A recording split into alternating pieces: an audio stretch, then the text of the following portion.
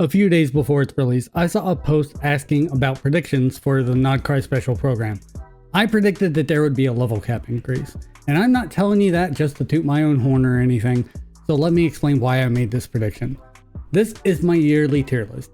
It's broken down into no notes, which are characters that make any account they're on better, solid picks, which are characters that if you want to pick them, they are definitely worth building, good if, which are characters that require other characters or certain scenarios in order to really come online, copium, which are characters that are fine to build, but the only reason to build them is basically because you really like them or don't have characters that fill their roles better, needs help, and trash, which are characters that aren't worth the resin to invest into.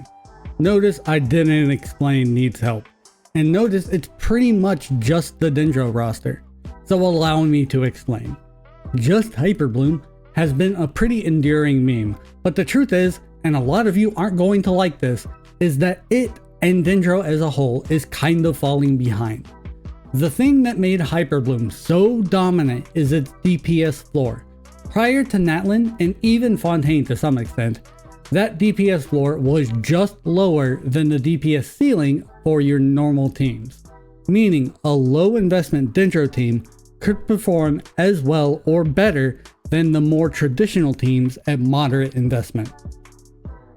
Here's the problem though.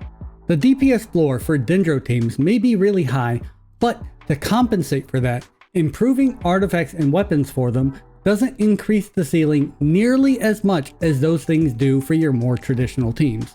So what happens when the floor for those more traditional teams is raised to the same level as the Dendro teams? They keep the massive improvements that they get from gear, and the game shifts to allow more artifact farming in addition to customizing artifacts. It kind of starts to become impossible for the Dendro teams to keep up. With the addition of Lunar Charge and Lunar Bloom, this is mitigated a bit by making artifact quality matter for those reactions. But as we saw with Inefa, where they lowered the floor of Electro Charge to allow artifact quality to make a bigger difference, that will likely be the case for Lauma too, and that's not even considering the fact that those reactions are locked behind limited characters. This makes the solution to Dendro's decline kind of obvious. You raise the floor. Considering level and EM are the only things that matter for your bloom reactions, and the main things for your aggravate and spread, and that characters built with full EM are already on the realm of diminishing returns for EM, that leaves us with one option: increase levels, hence my prediction. And I've never been this pissed to be right about something. You probably know by now, but Hoyo has decided to increase the level cap, but has also decided to lock it behind getting additional copies of 5-star characters after they have already reached C6. When you obtain a copy of a 5-star character you already have at C6, you get one Masterless Star Glitter that can be used to further ascend the character. You need one to ascend them from 90 to 95, and you need two to ascend them from 95 to 100. This means they've essentially found a way to create a bad C7, 8, and 9 for whales who already max their characters. This is total BS, and whoever told these poor souls to say Genshin doesn't want to make money when they were talking about it needs to seek therapy, because this is explicitly a cash grab to get whales to keep spending when they normally would have stopped. That said, I'm not one to criticize something without offering a compromise for how it can be improved. I've already made my case for why the level cap increase is beneficial to the game and thus should be accessible to everyone. So here is how I recommend it be implemented without deviating from the design philosophy and its implementation into the game's economy. Make it available for 25 star glitter. That's the amount you normally give for getting a copy of a max constellation 5-star. So you've essentially already signaled that's what it's worth within the game's economy. To be clear, I'm not even saying get rid of the option of obtaining them post C6 on 5 stars, but this does make sense as an additional means of obtaining them for the vast majority of your players, instead of leaving it exclusively in the purview of your highest spenders. They'll still get more, but it won't be exclusive to them. While I don't want to see this next thing personally, it would fit really well within the design philosophy to make them available in place of characters that are no longer available in the Star Glitter shop. If for some reason asking for them to be their own thing in the shop is just too generous for you. Now, for those of you that are like, I really just want to know whether I should use them or not, or who I should use them on, well, for one, I've got a series explaining all the different things you should consider for increasing a character's level right here. But the simple breakdown is to prioritize characters that do the majority of your team's damage through transformative reactions. This is reactions that cause their own damage instead of increasing the damage of the attacks that caused them.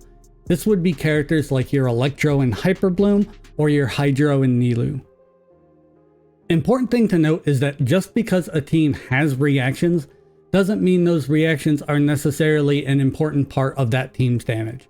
If you level your Veressa or your Mavuika to 100 for Overload with Chevy, you'll probably be less than impressed because that overload damage is a blip on the radar compared to their personal damage.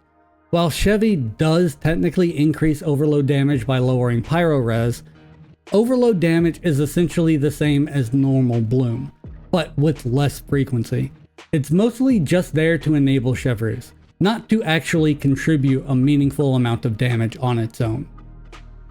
After that, you'll have your characters that contribute the majority of your team's damage through additive reactions, those being Aggravate and Spread.